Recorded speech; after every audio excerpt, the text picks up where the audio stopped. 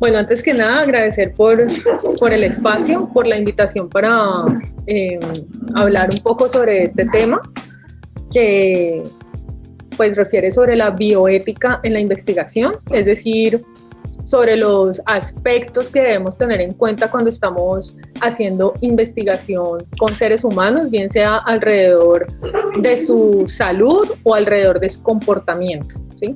Esa es la razón por la cual pues le llamamos bioética, ¿no? Porque es de alguna manera como los parámetros o los estándares a los cuales nos debemos someter como investigadores cuando estamos realizando investigación o recolectando información a partir de los seres humanos, bien sea sobre su comportamiento o sobre sus condiciones de salud anatómicas o fisiológicas, según el caso. Bueno, entonces,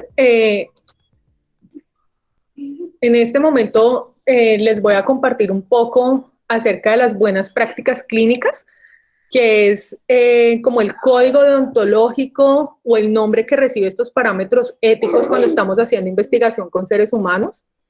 Posteriormente, sobre el consentimiento informado, que brevemente consiste en un documento que da cuenta de que le hemos informado a las personas que van a participar en nuestros estudios acerca de los propósitos de esos estudios, perdón, de las circunstancias del estudio, y da cuenta también de que la persona acepta libre y voluntariamente participar en ese estudio que nosotros estamos llevando a cabo.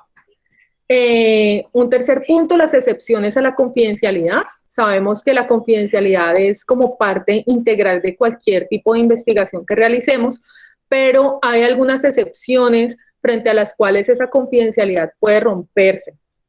Y es importante que las conozcamos, ¿no? Que sepamos en qué momentos y bajo qué circunstancias nosotros podemos como suspender ese contrato de confidencialidad para poder darle información a terceros acerca de la información de los participantes que han aceptado voluntariamente ser parte de nuestras investigaciones. Vamos a hablar un poco acerca del protocolo de investigación que debemos crear y la importancia que tiene tanto constituir como seguir estos protocolos de investigación, y finalmente acerca de las malas conductas que se pueden presentar en la investigación y que por supuesto pues no debemos ni debemos conocer para no caer en ellas, y por supuesto pues para no permitir que coinvestigadores o alguna persona que esté haciendo parte del estudio, bien sea como monitor, asistente, auxiliar, pues tampoco incurra en esas malas prácticas en la investigación. Ese es como el contenido un poco, o bueno, la manera como he organizado acerca de lo que les voy a hablar. No sé si organizamos de manera que puedan ir haciendo las preguntas a medida que vamos avanzando o las dejamos para el final. ¿Cómo? Pues no sé si quieras de pronto que vayan interactuando o después de tu presentación igual podemos dar un espacio. Creo que el profe Julián está levantando la mano. Di- No, perdón, ya la quito. Me Vale. parece mejor ir participando mientras vas hablando. Listo, sí, como les parezca mejor, ¿sí? A medida que vayamos avanzando en la charla o al final. Bueno, entonces vamos a iniciar con lo que significan las buenas prácticas clínicas. Si bien nosotros desde la administración no hacemos propiamente investigación clínica, en todo caso nuestros códigos éticos devienen de lo que se ha considerado en el área clínica a partir de la investigación médica que se hace con los seres humanos, ¿no? Principalmente con temas de medicamento o tratamientos médicos. Entonces, esa es la razón por la cual estos códigos deontológicos o estos estándares éticos pues devienen de lo que llamamos buenas prácticas clínicas. Entonces, vamos a iniciar por definirlas.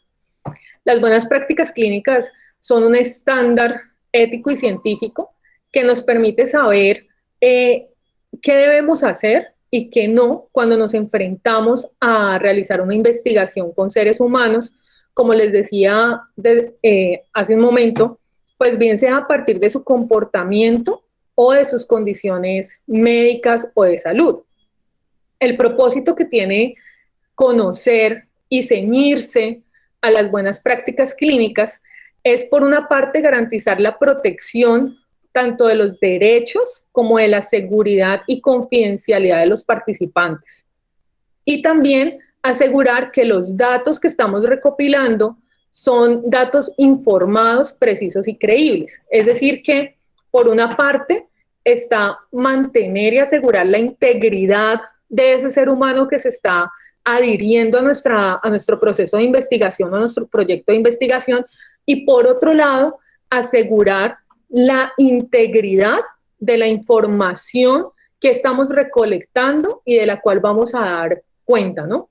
Vamos a dar cuenta a través de distintos protocolos, como informes de investigación, como artículos científicos, como bases de datos que realizamos o recolectamos y procesamos durante el proceso de investigación.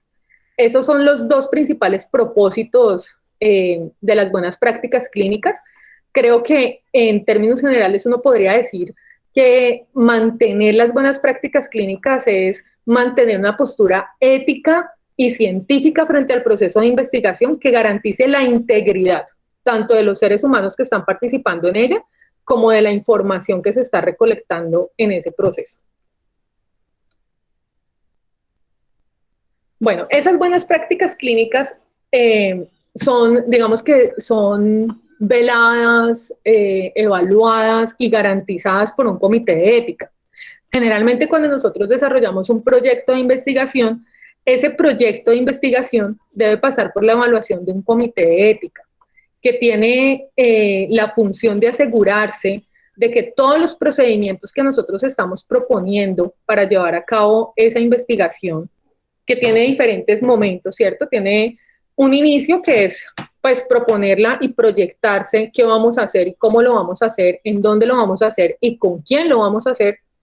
Tiene otro momento que es llevarlo a cabo, es decir, que ahí participan quienes quienes van a participar o con quienes vamos a hacer esa investigación, y allí comienza a desarrollarse el cómo en el lugar en el que hemos definido para desarrollar nuestra investigación.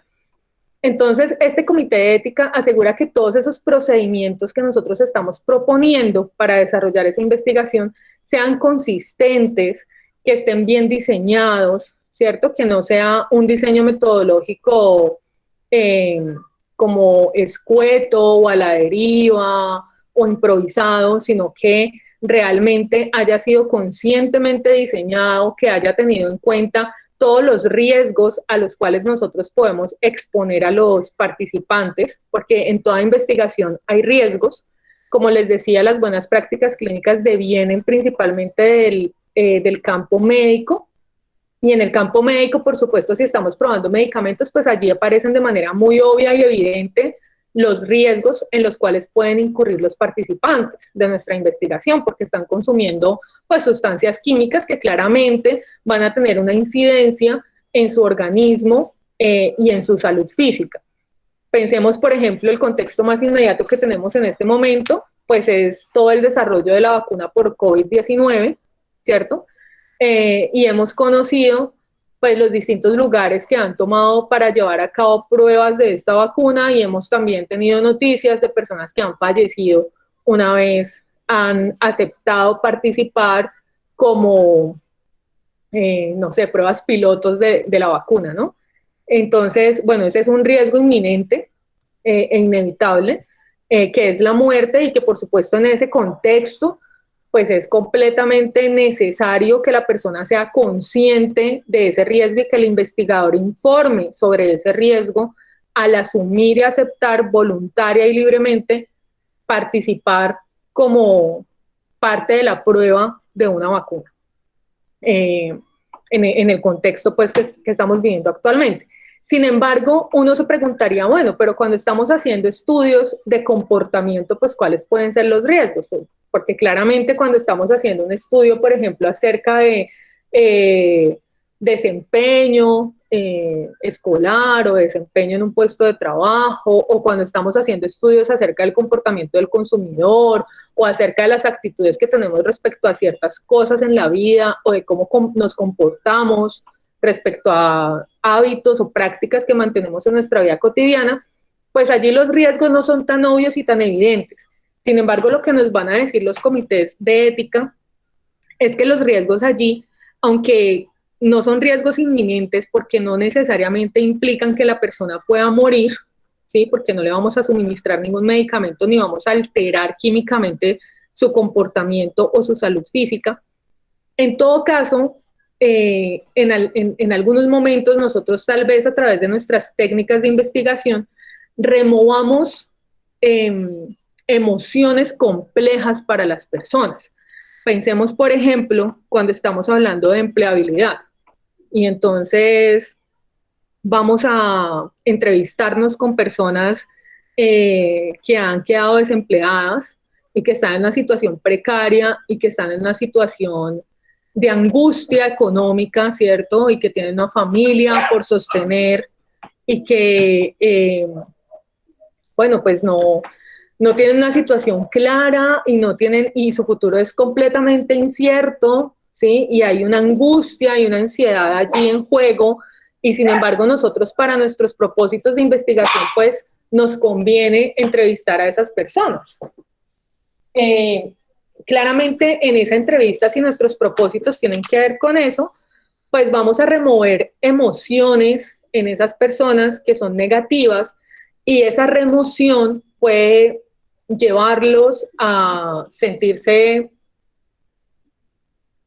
peor, no quisiera usar esa palabra, pero me encuentro otra, peor de lo que ya se están sintiendo, y pueden llevarlos incluso a situaciones de suicidio, por ejemplo, ¿no? Entonces, en esos casos de investigación comportamental, pues también tenemos que tener en cuenta esos riesgos. Es necesario exponer a la persona a que nos relate ese tipo de situaciones negativas, que lógicamente van a suscitar emociones negativas y que por lo tanto la pueden llevar a una crisis emocional, a requerir una atención psicológica o incluso a la muerte, no por la vía de una complicación física, sino por su situación emocional. Entonces, es ese tipo de riesgos que debemos tener en cuenta cuando estamos haciendo estudios desde el campo que nos interesa a nosotros, porque nosotros no hacemos estudios médicos de manera directa. Más adelante retomaré un poco este tema respecto a los medicamentos, porque no hacemos estudios. Los estudios sobre medicamentos no se hacen solamente desde la parte médica, sino también desde mercadeo. Hacemos estudios con medicamentos, es decir, que allí también hay un riesgo físico. Pero entonces, a lo que quiero, sobre lo que quiero hacer señalamiento muy importante es que los riesgos no son solamente físicos inminentes, sino que también hay riesgos emocionales, ¿sí? Si estamos haciendo estudios, por ejemplo, respecto a pobreza, a situaciones de precariedad social, sobre redes de apoyo, ¿no? Ausencia de redes de apoyo, condiciones precarias a nivel económico, sociales, psicológicos, pues claramente si yo voy a poner a la persona a hablar sobre eso, yo voy a tener una incidencia respecto a cómo esa persona se siente consigo mismo y con su propia vida, y eso lo debo considerar como parte de mi proyecto en un apartado que titulamos Consideraciones Éticas, que es justamente pues cuáles pueden ser los efectos que puede tener sobre los participantes de mi estudio enfrentarse y hacer parte de lo que implica mi estudio, es decir, hablar sobre esos temas o consumir los productos que yo voy a poner a prueba, ¿sí? Que pueden ser medicamentos, que pueden ser cremas, que pueden ser bebidas, que pueden ser alimentos, en fin. Y bueno, y en los casos en los que involucre procedimientos de diagnóstico o de tratamiento, pues que no presenten un riesgo adicional. Este tema de diagnóstico o tratamiento claramente está vinculado, por supuesto, desde el campo médico. Sin embargo, también aplica cuando estamos haciendo intervención organizacional. Cuando pensamos en hacer intervención organizacional, pues nuestra intervención o tratamiento organizacional deviene de un diagnóstico. Y ese diagnóstico organizacional que hacemos, pues tiene implicaciones para los distintos cargos. Y lo pongo entre comillas, el tema de los cargos, porque hablar de cargos nos permite de alguna manera como hacer inocua la categoría, ¿cierto? Es decir, despersonalizarla, deshumanizarla, ¿sí? Es el cargo de la gerencia, es el cargo de la recepcionista, es el cargo de la secretaria, es decir, eso no tiene rostro y no tiene nombre. Sin embargo, tenemos que ser conscientes de que sí lo tiene, sí tiene nombre y sí tiene rostro, porque hay un alguien haciendo ese papel, encargándose de ese cargo y haciendo las cosas como las hace, ¿sí? Con los efectos negativos o positivos que eso pueda tener a nivel organizacional, pero claramente ese diagnóstico pues va a tener implicaciones respecto a ese alguien que está llevando a cabo las funciones de esos cargos.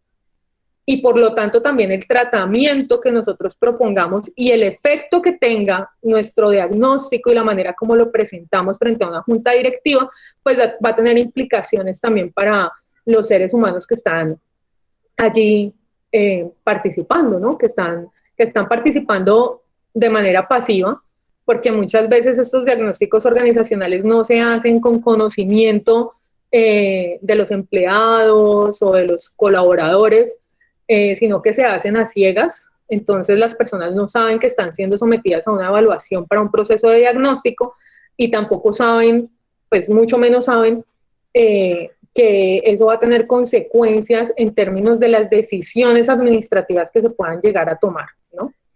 Es el caso, por ejemplo, cuando estamos tratando temas de cultura organizacional, que por supuesto parten de un diagnóstico, en donde damos cuenta, cultura o clima organizacional, en donde damos cuenta de ciertas dinámicas o de cierto tipo de personas que están participando en esas dinámicas y que están procurando o promoviendo prácticas y valores que no son tan convenientes para la organización. Y finalmente, cuando hacemos una propuesta de intervención, pues claramente va a tener incidencia sobre esas personas, bien sea en un intercambio de roles, en un intercambio de su cargo o en despidos, ¿sí?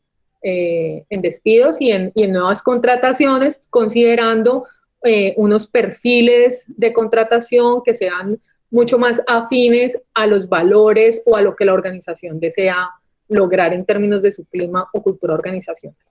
Entonces, es importante tener en cuenta todos esos panoramas porque quiero insistir en esto, si bien estos códigos de buenas prácticas clínicas devienen del contexto médico, no quiere decir que se limiten al contexto médico, ¿sí? En el sentido físico, porque es que estamos muy acostumbrados a pensar en lo médico o en lo clínico asociado netamente a las condiciones físicas, fisiológicas o anatómicas de una persona, ¿sí? O a diagnósticos severos, a diagnósticos psiquiátricos, a diagnósticos de problemas cognitivos, de aprendizaje, o bueno, problemas emocionales que entran dentro de los diagnósticos psiquiátricos, pero no pensamos en la cotidianidad, y estas prácticas y lo médico trasciende a la cotidianidad. Un ejemplo de esto es el burnout, ¿no? Que es el síndrome de estrés extremo al que se puede someter a una persona en un contexto cotidiano por su vida, por las condiciones de vida que está teniendo a nivel laboral y familiar y personal, y cómo esa realidad laboral pues colabora, ¿cierto?, a llevar a la persona al límite, provocándole un sufrimiento médico que puede no llegar a ser físico, pero que sí es emocional y que se va a ver afectado en sus desempeños cotidianos, ¿no? Desde el momento, por ejemplo, de levantarse hasta acostarse, hasta la manera como se está alimentando, cómo se está sintiendo con ella misma. Y son procesos, son procesos silenciosos, pero no por silenciosos inexistentes. Es decir, que no sean visibles y que sucedan de manera que se puedan omitir de manera no evidente, porque no estamos hablando de una fractura, no estamos hablando de una enfermedad física, ¿sí?, de un impedimento físico, no quiere decir que no existan. Hay impedimentos emocionales y todas nuestras investigaciones generan efectos emocionales en las personas.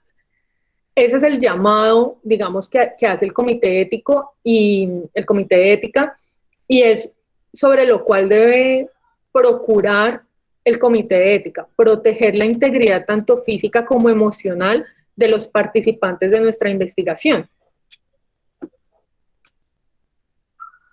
Bueno, ese comité de ética, entonces, teniendo como este propósito, evalúa nuestros proyectos de investigación considerando estos elementos. Primero, los riesgos y beneficios que pueden resultar de la investigación para los participantes, ¿sí? Considera los riesgos y los beneficios inmediatos, no los que son a largo plazo. ¿Por qué? Porque es muy difícil pensar en que, no sé, poniendo un caso extremo, nuestra investigación que consistió en una interacción, en una conversación con alguien, haya conllevado 2 o 3 años después de ese momento a que la persona se suicide. Esa es la razón por la que no considera los riesgos a largo plazo. Sin embargo, hay casos en los cuales esto puede suceder de manera inmediata después de la interacción con la persona. Y habrá que evaluar si esto fue un riesgo o no de la investigación, es decir, cuál fue el papel que tuvo ese momento y esa interacción con esa persona para esa toma de decisión en la realidad de esa persona. Y ese es un riesgo inmediato, ¿sí? Si la persona pues toma esta decisión, no sé, 3 días después, una semana después o un mes después de realizada una entrevista en profundidad o de haber participado en un grupo focal o en un estudio etnográfico o en una encuesta, ¿no? Porque estaba movilizando elementos dolorosos en su vida. Por ejemplo, los temas que tienen que ver con investigaciones con reinsertados, ¿sí? Que vienen pues en tendencia desde hace unos 5 años, pues claramente esas investigaciones remueven situaciones dolorosas para estas personas y los confrontan, se quiera o no se quiera, es decir, sea el propósito, la intención o no del investigador, inevitablemente las personas pues se van a ver confrontadas con esa realidad y se van a ver confrontadas en el sentido de que la investigación abre una puerta para la reflexión y para nuevos puntos de vista que tal vez esos participantes no habían considerado antes y que comienzan a considerar a partir de la investigación que estamos realizando, a partir de que yo lo estoy invitando a que pues piense en ciertos elementos para poderme responder a las preguntas que yo le estoy proponiendo, ¿no? O los rememore, o no los rememore, pero en todo caso, pues yo le pongo sobre la mesa retomar esos temas y retomar esas experiencias para poder obtener la información que yo requiero. Asimismo, los beneficios, cuando estamos hablando de que la investigación puede tener toda investigación siempre tiene un componente de intervención, porque el solo hecho de que yo les esté diciendo esto ya está generando un efecto en ustedes. E incluso lanzar una pregunta por más inofensiva que parezca, es una pregunta que tiene intención y que por lo tanto los va a mover a ustedes del lugar en el que están, es decir, los va a llevar a pensar o considerar cosas que tal vez de manera espontánea no habrían considerado, ¿no? Y no habrían pues pensado. Un ejemplo un poco ridículo, pero bueno, se ve en el día a día en investigación de mercados, que es en lo que más he trabajado, cuando estamos hablando de procesos de compra, y entonces pensemos en cuando vamos a comprar tomates. Si yo les pregunto a ustedes qué tienen en cuenta al momento de elegir los tomates que van a comprar, pues seguramente me van a decir que tienen en cuenta el color, ¿cierto? Es decir, si el tomate está maduro, ¿qué tan maduro está el tomate? ¿Sí? Y eso depende del color, si está muy rojo, si está verde o si está más o menos, entonces lo elegiré dependiendo para qué lo necesite. Y me dirán que tienen en cuenta eso, que tienen en cuenta si es orgánico o es tomate chonto normal, ¿cierto? Y entonces ahí va vinculado el precio y tal vez el lugar de compra. Pero cuando nosotros observamos el comportamiento de compra de las personas, en muchos casos nos damos cuenta que las personas no solamente tienen en cuenta eso, sino que cuando cogen los tomates, los presionan con las yemas de los dedos, ¿sí? Y nosotros no somos conscientes, las personas que llevan a cabo esa acción no son conscientes de que la llevan a cabo porque nosotros no somos conscientes o no hacemos, no verbalizamos y no reflexionamos sobre cada una de las acciones cotidianas que llevamos a cabo, sino que sencillamente procedemos de esa manera. Sin embargo, si yo estoy haciendo una investigación sobre eso y esa investigación implica una observación participante al respecto, pues entonces yo como investigador sí voy a notar una a una las acciones que la persona lleva a cabo cuando se arrima los tomates y cuando escoge los tomates que va a empacar en la bolsa para comprarlos. Y en ese momento yo le voy a devolver a la persona sobre ese proceso de compra lo que ha hecho, pero sobre lo que la persona no era consciente. Y entonces le voy a decir, bueno, yo vi que tú hiciste esto, ¿cierto? Que tú cogiste el tomate y lo hiciste así. ¿Para qué le haces así? Y en ese momento que yo le devuelvo eso, yo estoy interviniendo porque yo estoy haciendo que la persona sea consciente de algo que no era consciente.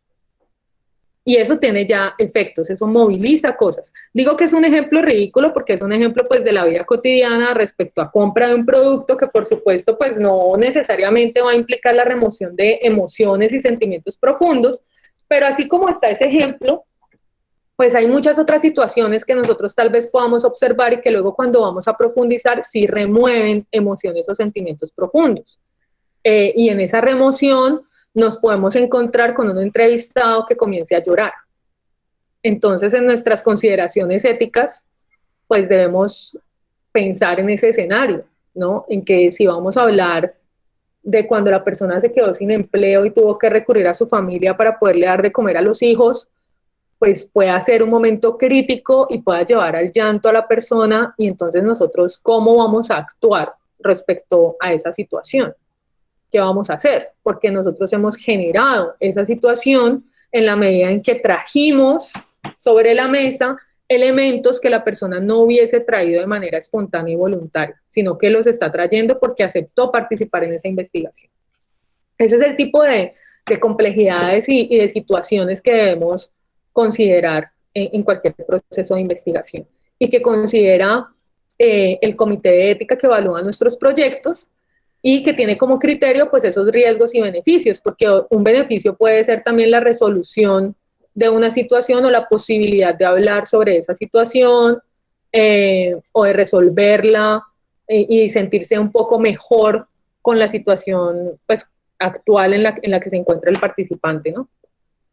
Bueno, otro aspecto que evalúa el comité de ética es un tema como de exclusión, un poco. Entonces el comité de ética también mira que las personas que se van a beneficiar de la investigación, las personas beneficiadas con la investigación pues estén como de manera simétrica o equitativamente beneficiadas, es decir, que no resulte beneficiado un género, un estatus racial, étnico o socioeconómico particular, sino que todos estén beneficiados como de manera equitativa, ¿no? Es decir, que no hayan situaciones como de exclusión que esté generando la investigación misma. ¿Alguien va a decir algo? La profe Sandra tiene el micrófono abierto, ¿va a participar? No, perdón, discúlpame. Vale. Bueno, ¿esto por qué? Supongamos que nosotros vamos a hacer una investigación con expresidiarios. El comité de ética se va a asegurar de que nuestra investigación no esté sesgada desde el principio, beneficiando, por ejemplo, estas creencias y actitudes en donde lo que vamos a hacer es generar mayor exclusión frente a los expresidiarios y entonces eso reste también objetividad tanto a nuestro proceso como a nuestra cuenta de resultados de la investigación, ¿no? Generando además pues mayor argumentos para las razones por las cuales uno no debería contratar a una persona que haya estado en la cárcel, las razones por las cuales uno deba estigmatizar a un delincuente, entre comillas, o a un expresidiario mejor, es decir, a una persona pues que ha estado en la cárcel el tiempo que haya sido y por la razón que haya sido, sino que por el contrario, pues va a garantizar que va a reflejar, va a realizar un proceso lo más objetivo posible y va a reflejar la realidad de estas personas en sus aspectos positivos y negativos, de manera que no vaya a, como a fortalecer esos procesos de exclusión si no es necesario. Es decir, se fortalecerán tal vez si los resultados de la investigación reflejan algo, pero si no reflejan algo, pues la investigación no está diseñada desde el inicio de manera que se puedan reflejar esos procesos de exclusión, ¿no? O que uno pueda terminar diciendo, hace poco una estudiante me ponía el ejemplo, es que, bueno, no sé, no recuerdo exactamente como la compañía o el sector económico de la compañía en la que trabaja, pero en esa compañía tienen unos procesos de fundición. Hay una cantera y en esa área solamente están contratadas personas de raza negra. Entonces, si yo hago una investigación allí y yo desde los parámetros de la investigación he sesgado el estudio respecto a esa raza, pues lo que voy a hacer es fortalecer esa diferenciación para terminar concluyendo que efectivamente las personas de raza negra pues son las más idóneas por su fuerza física para trabajar en las canteras. Y entonces allí estoy haciendo un diferencial de estatus racial, ¿sí? Y estoy fortaleciendo esas distinciones de raza pues que existen, ¿no? Y que dan paso a los procesos de dominación en las organizaciones. Esos son como los cuidados que debemos tener. Y respecto al género, bueno, creo que hoy en día estamos mucho más sensibilizados respecto al tema del género en cuanto a los roles o los cargos que pueden desempeñar mujeres versus hombres, ¿sí? Y en los cuales las investigaciones, ¿cómo pueden pecar de esto? Porque tal vez no hago contraste. Entonces tal vez digo, bueno, pues es que voy a hablar acerca del desempeño de los auxiliares contables, y entonces no hablo de los auxiliares contables, sino de las auxiliares contables, y entonces limito mi muestra solo a mujeres. De entrada, yo ya estoy asumiendo un sesgo de género, y por lo tanto las conclusiones y resultados de mi investigación pues claramente van a fortalecer esos sesgos de género y esos discursos en donde se asocian los géneros a ciertos papeles y ciertos roles, no porque deba ser así o porque naturalmente sean así, sino porque los discursos y las narraciones que hemos hecho del mundo y de las mujeres y de los hombres y de lo que hace una mujer y de lo que hace un hombre, nos lleva a pensar que el mundo es así y así debe ser. Y entonces puede ser que la investigación, como yo me la estoy pensando para fortalecer esos discursos de dominación acerca de cómo debe ser el mundo y cómo se debe organizar y cómo se debe mantener organizado. Precisamente la existencia del comité ético y por lo que vela el comité ético es para evitar que ese tipo de cosas se siga fortaleciendo a partir no de que la realidad es así, sino de que hablamos y pensamos la realidad de esa manera, de esa única manera, y entonces, por lo tanto, actuamos en la investigación manteniendo esos discursos, ¿no? Esas prácticas investigativas que van a fortalecer esos discursos. Y que puede que si hacemos una investigación mucho más objetiva, haciendo un contraste de género, lleguemos a esas conclusiones, pero llegaremos a esas conclusiones también notando cómo las narraciones o las prácticas culturales pues fortalecen esas narrativas y esos posicionamientos a partir de la diferencia de género o la diferencia racial, pero no desde la ingenuidad de pensar de que eso es naturalmente así, ¿sí? Sino de entender cómo las relaciones y las dinámicas que se dan en esas relaciones pues están propendiendo por fortalecer o sostener ese tipo de dinámicas sociales. Este es el segundo aspecto. Bueno, el tercer aspecto que tiene en cuenta el comité de ética es el consentimiento informado. Es decir, que cuando presentamos nuestro proyecto de investigación a un comité de ética, nosotros ya debemos tener diseñado el consentimiento informado que le presentaremos a las personas y que las personas firmarán de manera consciente, libre y voluntaria.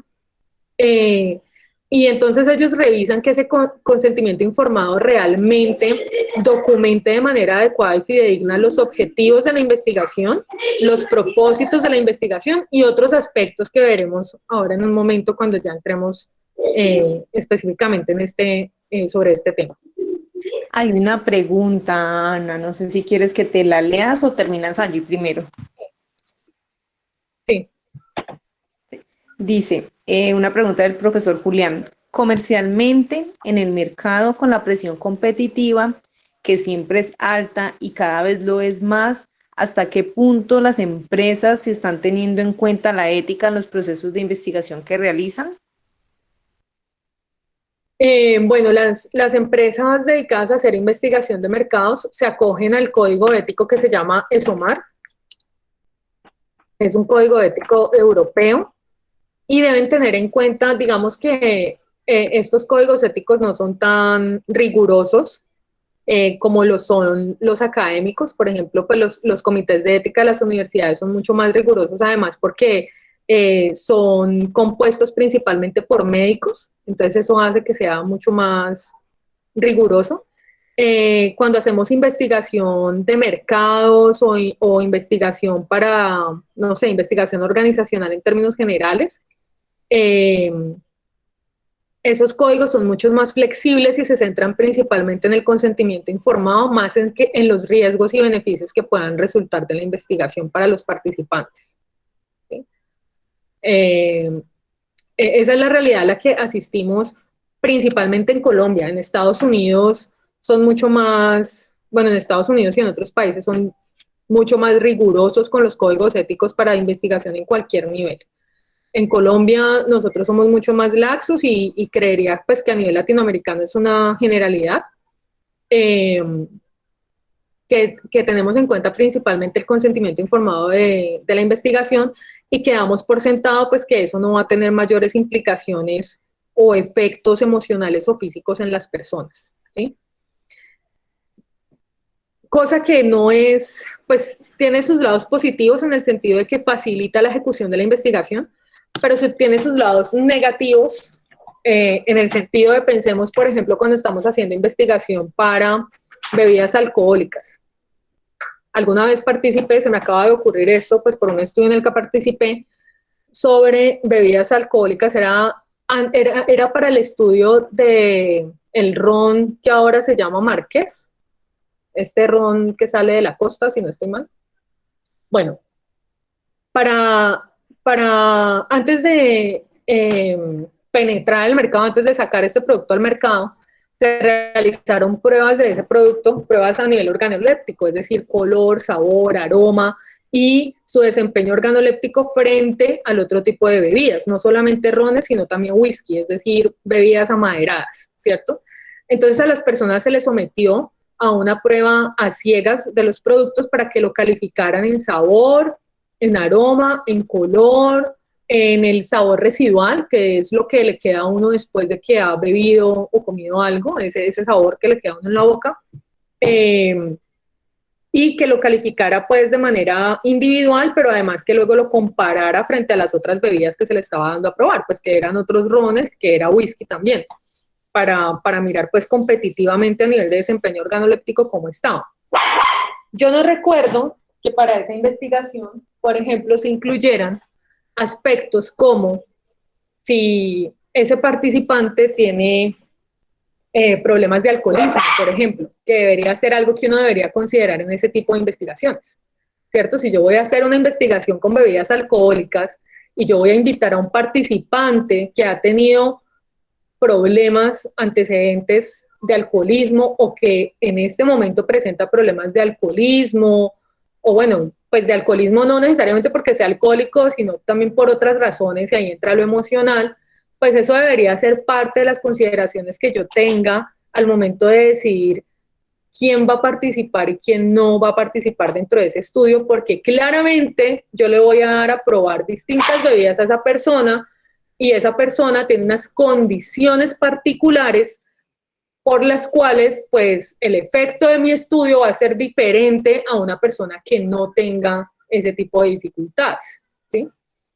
Sin embargo, por ejemplo, a nivel comercial, pues ese tipo de consideraciones no se tuvieron en cuenta. Si nosotros hacemos esa investigación a nivel académico y pasamos eso en un comité de ética, el comité de ética nos va a devolver nuestro proyecto y nos va a decir, bueno, y usted no me está definiendo si usted va a incluir a personas que tengan esas dificultades y qué efectos va a tener en las personas que no tengan esas dificultades, que usted le debe aprobar a las 10 de la mañana o a las 2 de la tarde una variedad de licor, ¿sí? Y después de eso, ¿qué va a pasar? O si la persona tiene inconvenientes de salud. Eso yo lo tendría que tener en cuenta para saber si puede participar o no puede participar en el estudio. O sea, si la persona puede consumir o no puede consumir licor porque, no sé, padezca de cirrosis, padezca de enfermedades de hígado, de páncreas, enfermedades de gastritis, porque claramente si yo la invito a participar en ese estudio y le doy a probar 5 o 6 tragos de manera generosa, ¿sí? Para que califique lo que yo necesito, pues eso va a tener una incidencia en sus condiciones de salud. Y si yo no las estoy teniendo en cuenta, pues no estoy apelando, no estoy siendo ético, ¿cierto? A nivel profesional e investigativo en el desarrollo de mi investigación. Porque estoy sencillamente actuando por conveniencia. Esta persona me dijo que sí, no tiene problema, y entonces pongámosla, y lo que le pase después, pues no es problema mío, es problema de ella. A lo que acude este código ético y esta revisión ética es precisamente a que no es problema de ella, es problema mío, porque yo la estoy invitando y le estoy propiciando el espacio para que sucedan cosas que de otra manera podrían suceder, pero yo no tendría nada que ver, ni mi investigación tendría nada que ver, ¿no? Entonces, como mi investigación y yo como investigador me estoy implicando en esas circunstancias, pues yo debo ser consciente de los efectos que tiene para los demás esas circunstancias que yo estoy creando, porque no son circunstancias espontáneas, son circunstancias artificiales, creadas para el beneficio de mi investigación. Y es ahí pues donde debemos contemplar precisamente nuestra ética profesional y nuestra ética como investigadores.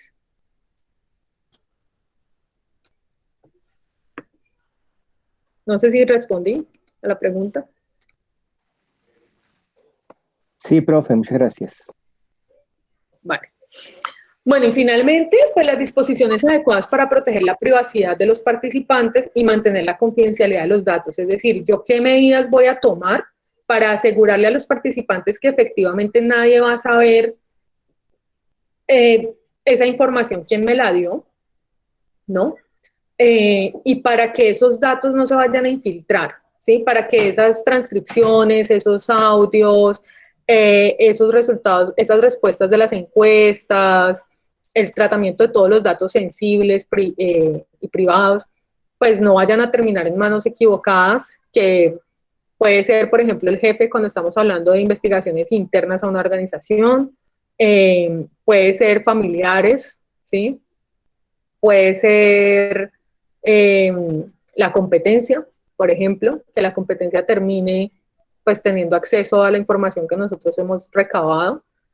¿Qué medidas voy a tener yo para poder asegurar la privacidad de los participantes y la confidencialidad de los datos? Es decir, que esos datos solamente van a ser manejados por el investigador principal y por los investigadores o las personas a las que atañe la investigación y nada más. Y que esas personas a las que atañe la investigación pues no van a divulgar y no van a ir por ahí en una noche de copas pues contando, es que mira que entrevistamos a Pepita, ¿cierto? Y entonces terminó contando esto y dijo lo otro y le pasó esto con tal persona, y no, sino que de verdad la integridad de la información se va a mantener en términos tanto de su confidencialidad como de que no va a ser alterada para beneficios de los resultados de la investigación. Estos son los criterios que tiene en cuenta un comité de ética al momento de aprobar o no un proyecto de investigación. ¿Qué aprueba el comité de ética? Pues que precisamente ese proyecto de investigación cumpla con los procedimientos, los procesos que van a garantizar el comportamiento ético de los investigadores, de manera que se puedan proteger, voy a volver aquí, que se puedan proteger los derechos, la seguridad y la confidencialidad de los participantes, así como asegurar la integridad de los datos, ¿sí? Que esos datos son precisos y son creíbles, es decir, que yo no me los inventé, ni los alteré. Bueno, vamos a entrar ahora a hablar acerca del consentimiento informado. El consentimiento informado es un documento que contiene toda la información que la persona necesita conocer para tomar una decisión sobre su participación en el estudio, ¿sí? Ese documento está por escrito, debe ser un documento escrito, es como una carta en donde yo doy cuenta de ciertos elementos que ya se los voy a presentar, y que cuando la persona la firma con fecha y firma legible, está aceptando, eso funciona como una constancia de que la persona aceptó voluntariamente participar en el estudio, sabiendo cuál era el objetivo del estudio, sabiendo para qué es esa información, sabiendo de qué manera se va a divulgar, sabiendo que su nombre no se va a dar a conocer si no lo desea, e incluso en ese documento yo puedo darle a la persona la opción de usar un seudónimo, ¿sí? Supongamos que estamos haciendo, por ejemplo, un estudio con personas que han sido abusadas sexualmente. Esto es supremamente importante, ¿no? Que la persona sepa que su nombre se va a cuidar, que no se va a divulgar, que la información efectivamente va a estar protegida, que no, yo no la voy a poner en ningún riesgo frente al agresor, es decir, que yo no voy a divulgar los pormenores que ella cuente, y que si ella desea, su nombre real puede ser reemplazado por un seudónimo para proteger doblemente su identidad. Y la persona me lo debe informar de manera escrita en ese consentimiento informado que yo tengo ya también escrito, diseñado, y debe decirme allí si desea que su nombre, ser tratada por su nombre o por ese seudónimo, y firmar a su nombre pues el acuerdo al que se llegue, ¿sí?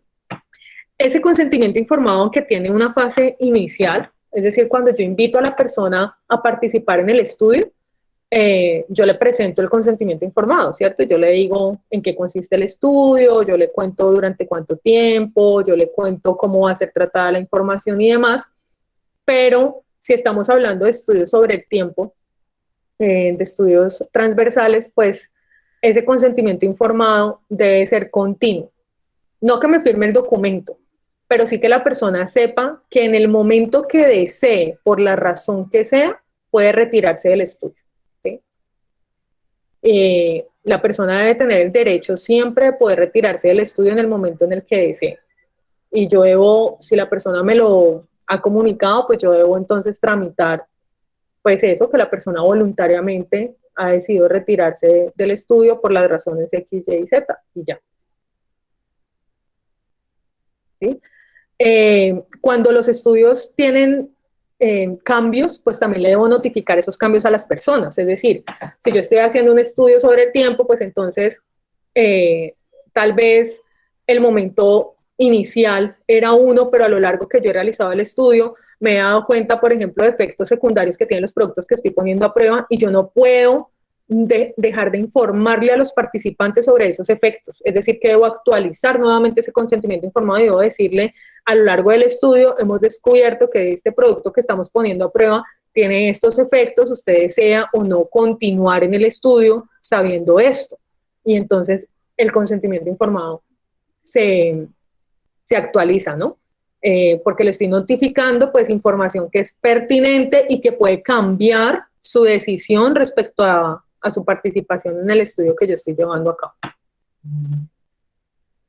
Bueno, como ya lo dije, el consentimiento informado es un documento escrito. El consentimiento informado debe contener el objetivo del estudio de manera general. Es importante saber esto porque el objetivo del estudio que yo pongo en el consentimiento informado no es el mismo objetivo que yo pongo en el proyecto. ¿Por qué? Porque si yo lo pongo allí, eso puede introducir sesgos. Entonces debe ser un objetivo mucho más amplio, de manera que no vaya a sesgar las respuestas de las personas. Debe ser claro respecto a los procedimientos que se van a llevar a cabo, es decir, qué es lo que vamos a hacer a lo largo de este estudio, cuál va a ser su participación, cuáles son los riesgos y los beneficios de su participación, si su participación va a tener un pago o no, y cómo va a ser ese pago. Y respecto a este pago, debemos también ser muy prudentes, porque en los casos en los que pagamos a los participantes para que pues colaboren con el estudio, dependiendo de la cultura, tenemos que tener allí en cuenta elementos culturales, porque los pagos, por ejemplo, si yo en este contexto además no solamente en el contexto colombiano, sino en el contexto de pandemia por COVID-19, sabiendo que hay una cantidad de personas que están desempleadas a raíz de la pandemia, ¿cierto? Muchas empresas cerraron, muchos cargos, pues, o muchas personas, muchas empresas también prescindieron de ciertos cargos precisamente por sostener y mantener como su dinámica financiera y poderse sostener en medio de esta coyuntura. Y yo le ofrezco a la persona 500.000 pesos por participar en un estudio, pues difícilmente esa persona me va a decir que no. Entonces ese pago está operando como una coacción para que la persona acepte participar en el estudio. Y yo debo ser consciente de eso. ¿Sí? No es lo mismo que en ese mismo contexto yo le ofrezca a la persona 50.000 pesos por hablar conmigo una hora o por contestarme una encuesta, que yo le ofrezca 500.000 pesos. Esos 500.000 pesos operan como una coacción, mientras que los 50.000 pesos operan más como un incentivo, ¿sí? Entonces, cuando vamos a realizar pagos, también tenemos que analizar cuáles son los montos de esos pagos, porque esos montos pueden operar como una coacción para que la persona acepte participar en nuestro estudio. Debemos también escribir allí que esa persona está aceptando voluntariamente participar en el estudio, que su información será tratada de manera confidencial, ¿sí? En ese documento se debe también constatar cuál va a ser la duración de la participación y más o menos cuántas personas van a participar en el estudio. Es decir, es un estudio que yo estoy realizando en la ciudad de Cali y que para realizarlo, pues yo voy a encuestar 300 personas o yo voy a realizar entrevistas en profundidad con 10 personas y 300 encuestas, o sea, como que cuál es el panorama total de las personas que van a participar y por cuánto tiempo van a participar, si es un único encuentro, si son varios encuentros, cómo se van a concretar esos encuentros, en qué horarios, en qué momentos o en qué lapso de tiempo de uno a otro, y el contacto de las personas encargadas del estudio para que en caso de que tengan una duda, un inconveniente, algo que resolver, pues también allí quede constancia a quiénes se puede dirigir y a través de qué medios. Ese consentimiento informado, por supuesto, pues debe ser redactado en un lenguaje común, no podemos usar tecnicismos, porque no podemos asumir que las personas las vamos a entrenar ni las vamos a educar para nuestros intereses investigativos, ¿no? Nosotros somos los que sabemos los tecnicismos de nuestra investigación, pero a nuestros participantes no les interesa eso. Nuestros participantes pueden ser incluso personas que no sean analfabetas o personas que son solo bachilleres o personas de otras profesiones diferentes que no tienen por qué pues manejar el lenguaje técnico que nosotros manejamos, ni tampoco nos interesa porque ese tampoco es el propósito de la investigación, ¿sí? Es decir que pues debe ser un lenguaje que cualquier persona o que las personas que nosotros pretendemos involucrar en nuestra investigación manejen y estén en capacidad de entender, porque de lo contrario también allí podemos estar sesgando y coaccionando la decisión de la persona al introducir tecnicismos innecesarios, ¿sí? Por lo tanto, pues el lenguaje en el que nosotros redactemos ese consentimiento informado pues debe ser acorde al perfil de las personas que nosotros estamos pensando incluir en nuestro estudio y que ya está, además ese perfil de esas personas que vamos a involucrar en nuestro estudio, pues ya está de alguna manera delimitado, diseñado, definido en nuestro proyecto de investigación. Ya hemos dicho con quiénes vamos a hacer el estudio, ¿sí? Entonces ya hemos dicho que vamos a hacer el estudio con nada más de casa de 25 a 50 años, de niveles socioeconómicos 3, 4 y 5, ¿cierto? No sé, que sean madres o que ya tengan nietos y que además sean usuarias de X o Y cosa.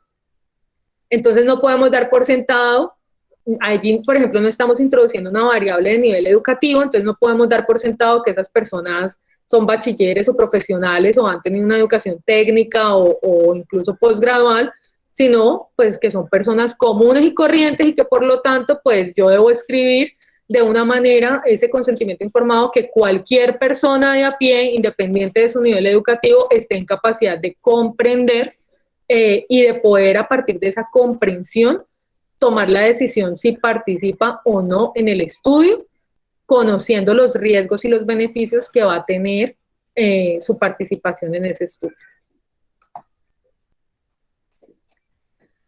Bueno, el consentimiento informado también responde a ese primer propósito de las buenas prácticas clínicas, y ese primer propósito es un compromiso de todos los investigadores. Todos los investigadores tenemos la responsabilidad de garantizar el respeto hacia el derecho que tenemos todos los individuos por tomar decisiones informadas de forma voluntaria. Es decir, tenemos el derecho de que se nos informen todos estos pormenores del estudio, todo esto que hemos señalado aquí, para que nosotros de manera informada y voluntaria aceptemos o deneguemos nuestra participación en ese estudio. Es decir, que el consentimiento informado es un acuerdo voluntario del participante a participar en la investigación, ¿sí? Y debe carecer de coerciones o influencias indebidas, como por ejemplo los pagos excesivos por su participación, o coerciones como si no aceptas esa entrevista, si no aceptas responder ese cuestionario, entonces está en riesgo tu contrato, ¿sí? O entonces no te actualizamos, no te renovamos el contrato porque no respondiste la encuesta, o porque no respondiste esta pregunta, o porque no participaste de la investigación. Eso es una coacción, eso va en contra de las buenas prácticas clínicas, es decir, del código ético al que se debe ceñir cualquier tipo de investigación, porque estoy coaccionando la decisión de las personas. ¿Esto qué quiere decir? Que todas las investigaciones parten del principio de libertad de los individuos, que es el principio fundamental de los que parten los derechos humanos, ¿no? Porque de otra manera lo que yo estoy haciendo es creando no participantes, sino esclavos a mi proyecto de investigación. Y adicionalmente debe garantizar el derecho a retirarse en el momento que quiera, ¿sí? Por cualquier motivo, no sé, en uno de los ejemplos que les puse, si la persona se ha sentido muy mal, se descompuso, se echó a llorar, ya no quiere hablar más y dice, no, yo ya no quiero más y qué pena, pero dejemos hasta allí y no creo que quiera seguir participando, pues nosotros debemos respetar eso, estamos en la obligación de respetarlo, de no coaccionar a la persona de ninguna manera, agradecerle por su tiempo, darle la compensación que hayamos definido que le íbamos a dar, en caso de que pues existiera, y no penalizarla ni nada, y respetar su derecho, su libertad de terminar su participación en el estudio en el momento en el que quisiera terminarla. ¿Listo? Permítanme un momentito, por favor.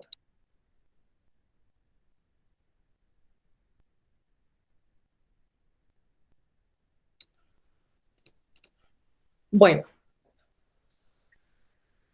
respecto a quién firma el consentimiento informado, tenemos varios escenarios. La edad legal en Colombia y en la mayoría de países para que una persona libremente pueda aceptar o denegar su participación en cualquier actividad son los 18 años.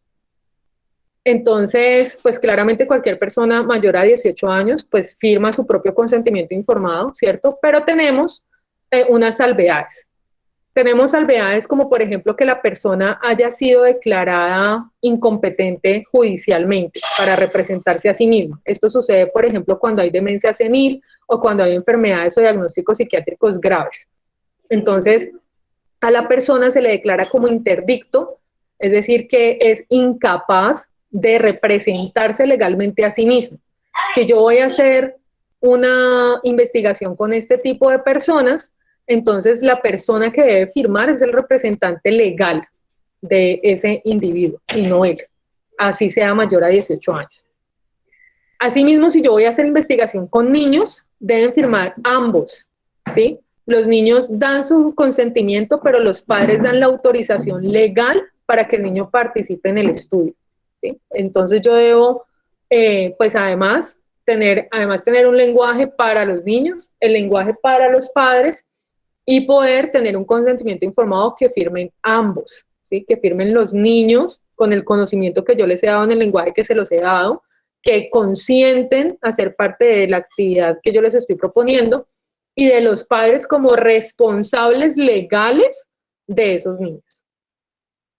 ¿De acuerdo? Esos son los dos escenarios en los cuales un individuo no firma por sí mismo el consentimiento informado, sino que lo debe firmar su representante legal. En el caso de interdictos, bien sea por demencia o enfermedad psiquiátrica, pues que los hace incompetentes. Hay enfermedades psiquiátricas que no hacen a las personas incompetentes legalmente, otras sí. Y en el caso de los niños, pues que claramente todavía no tienen competencia legal para tomar decisiones. Bueno, pasemos a las excepciones a la confidencialidad. Ya sabemos que la confidencialidad hace parte de la integridad de la información. Yo debo garantizarle a la persona que todo lo que me va a contar, todo lo que me va a responder va a ser única y exclusivamente con fines a la investigación que yo le estoy diciendo, a los propósitos de la investigación que le estoy diciendo. Yo no la voy a usar para otra investigación, yo no la voy a emplear para escribir columnas en un periódico, no la voy a emplear para hacer un video en YouTube, ¿sí? Sino que va a ser solo con fines de la investigación, pero hay unas excepciones a esa confidencialidad que debemos conocer. ¿En qué casos nosotros podemos violentar ese acuerdo de confidencialidad? Lo podemos violentar cuando nos pide información personas que trabajen en el diagnóstico, tratamiento o derivación del participante para el tratamiento del abuso de alcohol o drogas. Es decir, si en nuestra investigación nosotros hemos detectado que la persona tiene problemas de alcoholismo o de drogadicción y algún ente competente nos pide esa información, nosotros estamos en el deber de brindar esa información. Debemos brindar esa información también a los agentes competentes cuando la persona ha cometido un delito en las instalaciones en las cuales hemos llevado a cabo la investigación o ha cometido un delito en contra del personal asociado con la investigación. Allí también debemos violentar el acuerdo de confidencialidad. Debemos también violentarlo cuando hay sospechas de abuso o negligencia infantil. Estamos en la obligación de declararlo. Si en el momento de la recopilación de la información nosotros llegamos a tener información sobre esto, nosotros estamos en la obligación de denunciarlo frente a las autoridades competentes, porque de otro modo, pues, somos cómplices de esos hechos, ¿no? Si llega a haber una emergencia médica, pues claramente si nosotros tenemos información médica sobre esa persona, sobre ese participante, pues también a los médicos o a quienes llegan a atender la emergencia, pues debemos decir todo lo que sepamos a nivel médico o clínico respecto a esa persona sin guardarnos ninguna confidencialidad. Con fines de investigación, con determinadas condiciones, es decir, que de pronto de esta información se pueda derivar otro tipo de investigación, pero entonces, ¿cuáles son las condiciones? Que yo le informe nuevamente a la persona que esa información me puede ser de utilidad para otra investigación y que entonces sí me permite usar esa información para el otro estudio. ¿Sí? Entonces allí habría un nuevo consentimiento informado, pero con la misma información que yo ya he levantado. No hay confidencialidad cuando hacemos auditorías de gestión financieras o evaluación de programas. Claramente, pues en las auditorías hay acceso a toda la información, incluidas bases de datos, transcripciones, audios y demás. Entonces, en esa medida, pues también en ese escenario, pues el acuerdo de confidencialidad no se cumple con unos límites porque claramente no sale tampoco de la auditoría.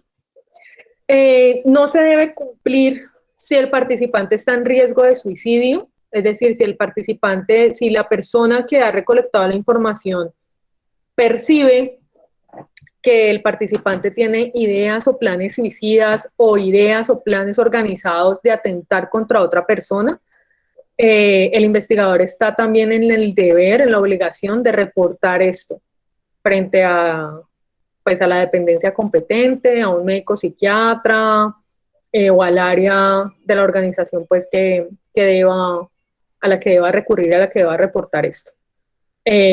Pues porque es igual que, por ejemplo, con el abuso infantil, si esto llega a suceder, si la persona atenta contra la integridad o la vida de otra persona o se llega a suicidar y el investigador era conocedor de esto, pues también es cómplice de este hecho. Cuando el participante tiene una enfermedad transmisible que representa un riesgo para la salud pública, también debemos reportarlo. ¿Sí? Y pues si nos llega una orden judicial en la que nos dice pues que tenemos que entregar pues la información que tengamos sobre esa persona, pues claramente también estamos en la obligación de entregar y reportar la información que hayamos recolectado sobre esa persona, pues porque si nos llega una orden judicial, pues es claramente porque esa persona está en una pues en un proceso penal, ¿no? de investigación y en un juicio, y pues nosotros estamos en la obligación de, pues de dar cuenta y de brindar toda la información que tengamos sobre esa persona, de manera que se pueda facilitar también pues ese proceso penal. Estos son los escenarios y los casos en los cuales el acuerdo de confidencialidad tiene excepciones. De lo contrario, no hay ninguna razón para que nosotros comentemos, contemos o divulguemos lo que los participantes nos han contado en cualquier proceso de investigación, ¿sí? Si no se da ninguna de estas causales, pues no hay ninguna, y nosotros damos información a terceros o lo contamos así como contándole al amigo, o compartimos transcripciones, audios o demás, pues estamos incurriendo en una falta ética porque estamos violentando la integridad de la información de las personas y el acuerdo de confidencialidad con ellas. Bueno, respecto al protocolo de investigación. El protocolo de investigación es un documento en donde nosotros consignamos todo lo que vamos a realizar en el proceso de investigación, toda la intervención que vamos a tener, cómo vamos a recolectar esa información, cuándo la vamos a recolectar y qué elementos debemos tener en cuenta. ¿Para qué se hace el protocolo de investigación? Para que los procesos se lleven de manera estandarizada, ¿sí? Y no se lleven a voluntad de cada investigador, porque si lo hacemos a voluntad de cada investigador, pues entonces los datos que vamos a recolectar pues no van a ser válidos porque cada investigador va a recolectar datos a su manera, desde su perspectiva, desde lo que le parece que debe recolectar, pues porque no van a estar estandarizados. Entonces allí voy a estar violentando el segundo propósito de las buenas prácticas clínicas, que es la integridad de los datos y la confiabilidad de esos datos. Entonces, a partir de ese protocolo de investigación, yo garantizo que todo el personal de investigación que esté involucrado esté familiarizado y conozca los procedimientos que se van a llevar y los cumpla de manera estricta, es decir, pues que hayan las menores cantidades de improvisación posibles, ¿cierto? Y que todos recolectemos la misma información o que todos suministremos la misma cantidad de producto, porque imaginémonos en los casos en los que estamos haciendo prueba de producto y entonces un investigador se le ocurre dar 100 miligramos y a otros 50 y a otro 300, y entonces pues claramente eso va a generar no solo efectos en los datos, sino también en la integridad física de los participantes, ¿sí?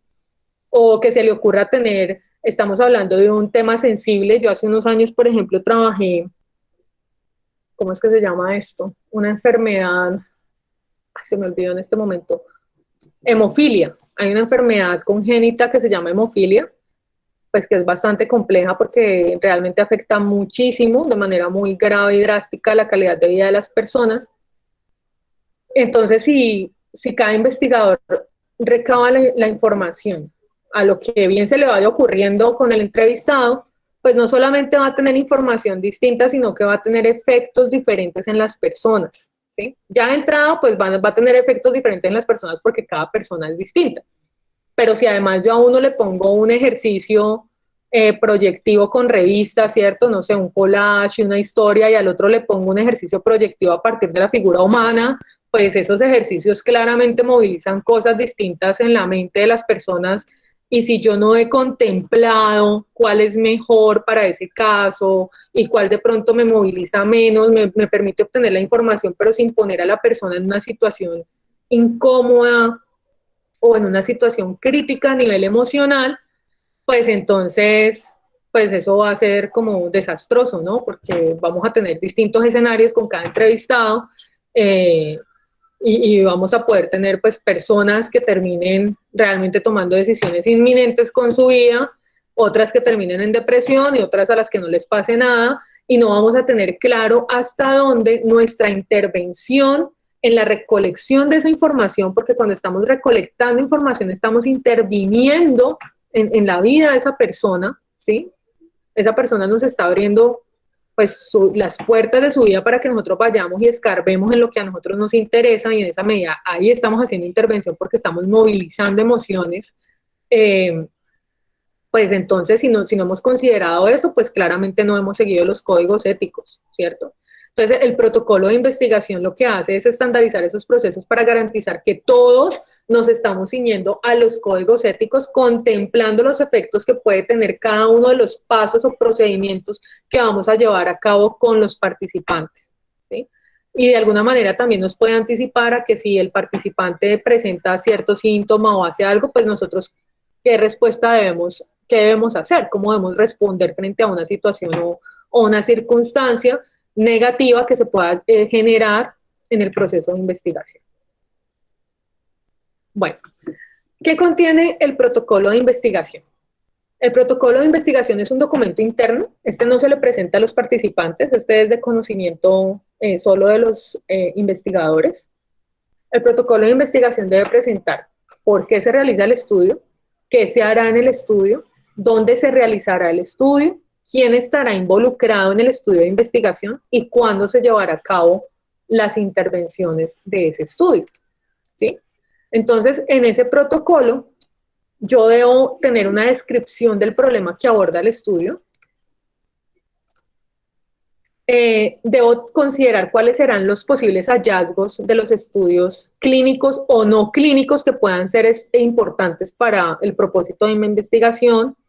Debo tener un resumen de los posibles riesgos y beneficios para los participantes, una descripción de la población de estudio, debo dar cuenta de cuáles son los objetivos y el propósito del estudio que voy a llevar a cabo, debo dar cuenta de cuál es el tipo de estudio, es decir, todo el diseño metodológico también hace parte de ese protocolo de investigación, pero de una manera muy específica, ¿sí? ¿Cuál es el tipo de estudio?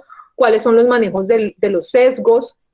¿Cuál es la duración prevista de la participación de los participantes? ¿Cuál es la secuencia de esa participación? La duración en el periodo de los estudios, es decir, el estudio va a durar un mes, va a durar una tarde, vamos a tener un encuentro de 1 hora, de 2 horas, vamos a tener 3 encuentros a lo largo de un mes, espaciados por, no sé, 10 días o cómo va a ser, incluido el seguimiento en caso de que tenga seguimiento.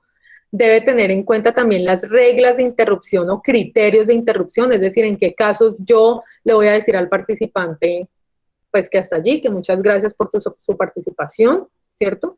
O en qué condiciones el participante también puede tomar la decisión de suspender su participación. Debo dar cuenta también de los criterios de inclusión y exclusión de los participantes, es decir, cuál es el perfil que deben tener las personas para ser parte de ese estudio y quienes pues no pueden hacer parte del estudio que yo pretendo hacer, y los datos de todos los investigadores y de los patrocinadores en el caso de que existan patrocinadores, ¿sí? O personas pues que van a proporcionar los productos, medicamentos o servicios pues que se estén evaluando como parte de la investigación. El protocolo de investigación tiene 2 escenarios. Cuando estamos hablando de tratamiento farmacológico, debe tener los nombres de todos los productos que se van a administrar, las dosis de esos productos, los horarios de dosificación, los métodos de administración, es decir, si ese medicamento es oral, es intramuscular, es inyectado, es en líquido, es en jarabe, en fin, y si se permiten otros medicamentos o tratamientos, es decir, si con ese medicamento que yo le voy a proporcionar a la persona, adicionalmente esa persona puede continuar en el tratamiento de pronto que ya venga, ¿cierto? No sé, supongamos un hipertenso que tiene un tratamiento pues continuo hasta el fin de sus días. Entonces, bueno, esa persona hipertensa que tiene ese tratamiento puede recibir, yo le puedo administrar ese otro medicamento que yo quiero probar o no. Tengo que tener claro eso, saber con qué medicamentos puede tener copresencia el que yo estoy probando y cuáles se permiten antes, durante o después del estudio, incluidos los medicamentos que yo le deba suministrar en caso de que esa persona pues presente alguna condición adversa en respuesta al medicamento. Esto pareciera que no tiene nada que ver con nosotros, ¿cierto? Este tema del tratamiento farmacológico, lo dije al inicio, pareciera que solamente tuviera que ver con los médicos, pero resulta que en mercadeo nosotros hacemos pruebas también de desempeño, no solamente de desempeño organoléptico, sino también de desempeño funcional, es decir, cómo percibe la persona que es la dosis que se debe tomar de ese medicamento que yo le estoy proporcionando para obtener el beneficio esperado. Por ejemplo, pensemos en un dolor de cabeza, ¿cierto? Entonces yo voy a hacer una prueba ciega de analgésicos que son OTC, son de libre circulación, de venta libre. Y entonces, esos de venta libre, pues yo puedo hacer una prueba, ¿no? Normal, yo no necesito la prescripción médica ni valorarle nada a la persona, ¿sí? Pero entonces yo debo tener claro que tal vez esa persona pueda presentar efectos adversos frente a alguno de los analgésicos que yo le voy a dar a probar. Y en caso de que presente esos efectos analgésicos, en mi protocolo de investigación debe estar consignado qué le voy a dar yo para amortiguar o inhibir esos efectos adversos. En qué momento, en qué posología, y si eso me lleva a suspender su participación en el estudio o no. Entonces, esto que parece lejano a nosotros, pues realmente es muy cercano, porque cuando trabajamos en mercadeo hacemos pruebas de producto para medicamentos, principalmente para OTC, y hacemos prueba de producto para medicamentos en adultos y en niños, con jarabes para la tos, por ejemplo, con multivitamínicos, con estos temas, por ejemplo, del calcio, ese calcio, bueno, no sé, Caltrate, Centrium, ese tipo de cosas. Nosotros hacemos prueba de producto para eso. Yo he participado en varios estudios dedicados a eso. Entonces, es importante que sepamos, pues, cómo debe consistir un protocolo de investigación cuando estamos trabajando con un tratamiento farmacológico.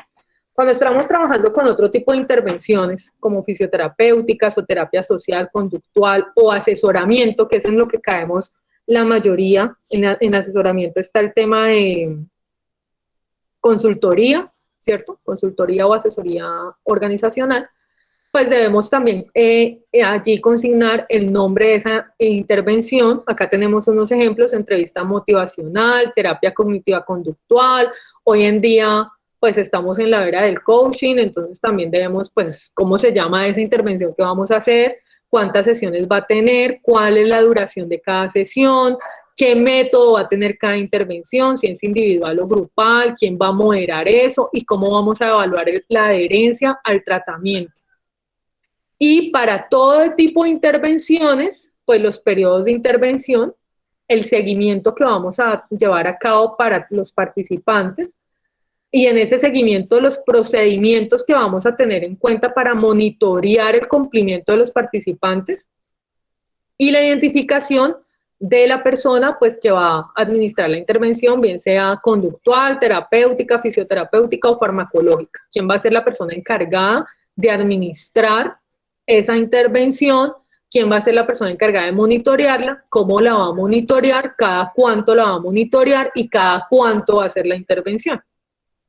Todo esto es lo que debe quedar consignado en un protocolo de investigación, que es un documento interno para el manejo de los investigadores y de las personas pues que estén implicadas en el proceso de investigación, que en algunos casos pueden ser enfermeros, terapeutas ocupacionales, fonoaudiólogos, psicólogos, trabajadores sociales, en fin, o auxiliares, pues personas pues que no tienen propiamente una profesión, pero que van a ayudar en el proceso de investigación, en la suministración de medicamentos o de intervenciones o en el monitoreo, y por lo tanto deben conocer muy bien el protocolo de investigación, de manera que puedan también resolver los inconvenientes que se puedan presentar durante el proceso de investigación.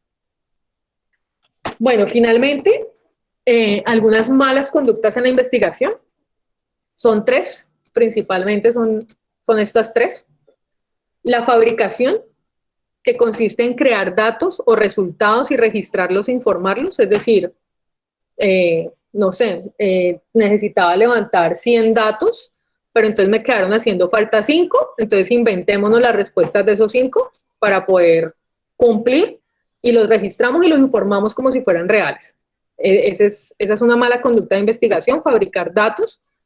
Está también la falsificación, que es muy parecida a la fabricación, solamente que en la falsificación lo que estamos haciendo es alterando los datos, es decir, no nos los estamos inventando, sino que ya están, pero lo que vamos a hacer es alterarlos o vamos a omitir algunos datos para que los resultados de la investigación reflejen lo que a nosotros nos interesa, ¿sí? Entonces, por ejemplo, si nosotros estamos haciendo prueba de 3 productos y queremos que gane A y resulta que gana B, Entonces lo que hacemos es acomodar los datos o acomodar los datos en bruto, es decir, modificar los datos, entonces los estamos falsificando, o modificar el tipo de análisis estadístico que hacemos, que es aún más elaborado, para que los resultados reflejen lo que yo quiero, ¿sí? Es decir, que ganó A y no B. Y por último, pues el que más conocemos es el plagio, ¿no? Que consiste en utilizar ideas, procesos o resultados o palabras de otra persona sin darle el crédito adecuado a esa persona. El plagio creo que es el que más conocemos. La fabricación, pues que es cuando estamos inventando datos, ¿cierto? Cuando estamos... eso es muy común y por eso existen hoy en día, sobre todo cuando hacemos encuestas, existen los supervisores de campo, que son las personas que llaman de manera aleatoria a las personas, a los participantes que nos ha reportado un encuestador para verificar que esa persona sí respondió la encuesta, sí existe y respondió lo que dice ahí, porque es muy común que los encuestadores, por cansancio, por fatiga, por facilidad, por necesidad, por la razón que sea, pues se sienten a diligenciar ellos mismos las encuestas para poder salir de eso y entregar lo que tienen que entregar. Y entonces allí estamos frente a un caso de fabricación de datos. Y el más común, ya cuando estamos en el procesamiento de datos, es la falsificación, que es en donde alteramos los datos para poder que la información nos arroje el resultado que nosotros queremos, ¿sí? Que nosotros necesitamos porque esa era nuestra hipótesis de trabajo y queremos probarla, necesitamos probarla. Entonces acomodamos el análisis estadístico, los datos de tal manera que nos valide, nos compruebe esa hipótesis de trabajo que tenemos. Y pues el plagio es pues al que nos estamos exponiendo desde siempre, ¿no? Y del que nos están hablando cotidianamente. Bueno, con esto termino. Esto era lo que quería compartirles respecto a buenas prácticas clínicas y la ética biomédica, o la bioética, mejor, eso, respecto a bioética, que son como las consideraciones generales que debemos tener en cuenta cuando estamos haciendo investigación con seres humanos, bien sea con tratamientos farmacológicos o investigación comportamental, que es como la más frecuente en nuestra área del conocimiento.